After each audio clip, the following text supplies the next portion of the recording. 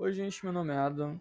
Eu sou aluno da Universidade Federal de Roraima, estudante do curso de Arquitetura e Urbanismo, e esse é um vídeo informativo para a disciplina de Estudos Ambientais, atualmente regido pela professora mestre Yane Pereira. Ele vai tratar sobre uma intervenção que acontece no meio urbano quanto ao paisagismo, mas por conta da sua escala ele não pode ser considerado um paisagismo grande, então eu preferi adequar ele como um micropaisagismo. É uma intervenção principalmente em zonas residenciais, justamente as cidades verticalizadas. Bom, o que que acontece? A gente sabe que as cidades elas crescem a cada segundo e o espaço territorial que é disponível nelas acaba por ficar escasso. Um dos métodos encontrados pela arquitetura e pela engenharia de conseguir aglomerar e não reduzir o número de funcionalidades que uma área pode ter é a verticalização, principalmente se tratando de prédios, né? Então a gente entra no quesito das cidades. Isso tem uma consequência. Uma não, várias. Mas dentre as consequências, além da que eu já comentei sobre a aglomeração, o espaço verde na cidade ele acaba por ir, por ir às periferias, ou seja, a cidade se aglomera em uma certa envoltória e o espaço verde, o espaço rural, vai se espalhando ao redor da cidade ou mais longe dela. O meio de intervenção seria através de espaços verdes dentro da cidade, como parques, jardins, por exemplo. Mas assim como a verticalização está sendo usada para aglomerar as pessoas dentro de um território, ela também precisa ser utilizada para ajudar que o verde entre de algum modo nesses espaços, principalmente se tratando de residências e apartamentos.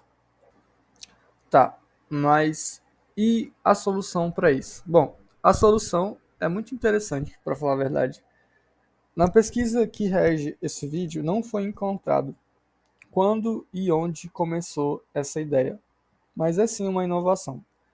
Trata-se da aplicação de canos de PVC para a criação de jardins verticais. São, na verdade, hortas, né?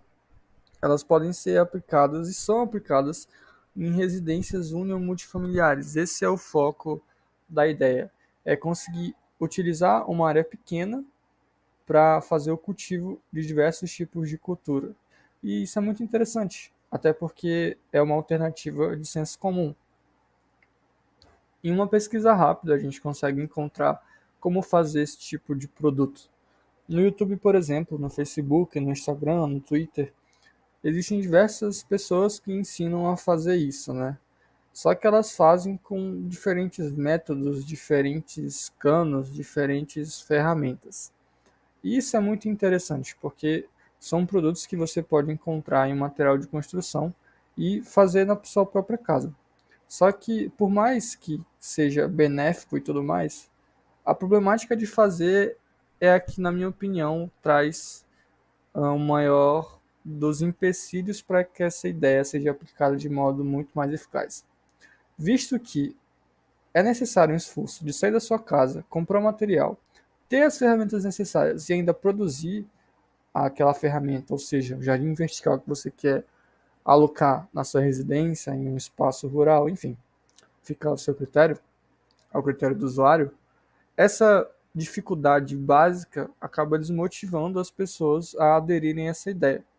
Não existem empresas, até o momento que esse vídeo foi postado, que tenham esses produtos modulados. Ou seja, uma venda que seja rápida, eficaz e que o usuário possa fazer uma montagem simples na sua residência, sem se preocupar com as estruturas que ele precisa manter para que o produto, ou seja, o jardim vertical, se mantenha. Óbvio que seriam necessários comprar as mudas, a terra e etc.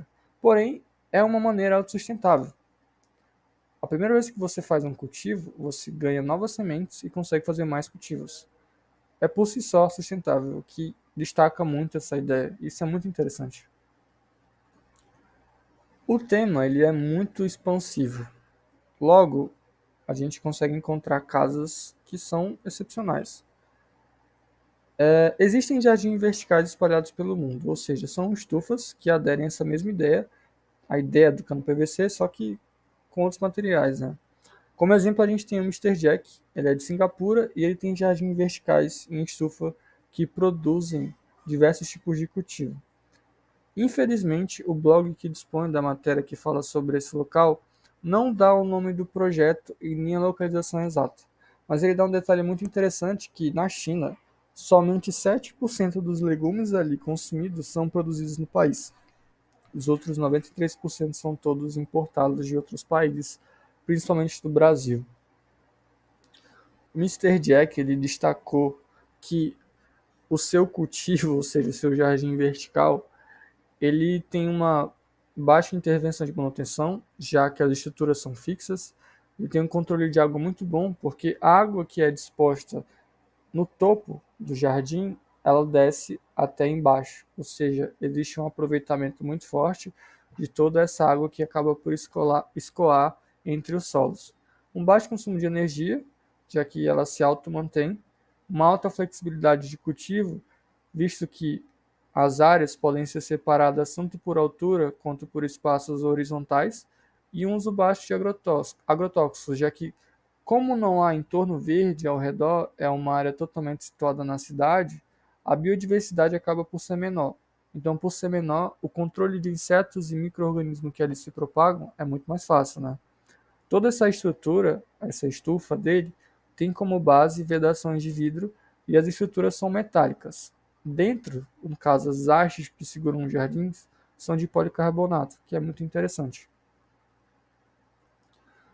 Bom, essas foram as referências que eu usei. Uh, o blog que dispõe da matéria do Mister Jack, do Jardim Vertical, ele está todo em inglês, então caso você queira ler, você pode fazer uma tradução, ou se souber um pouco de inglês, dá para desenrolar. Existem aí estão os dois links dos métodos de cultivo que eu acabei por pesquisar. Eles são no YouTube também. E todos esses links vão estar aí na descrição. É isso e obrigado por assistir.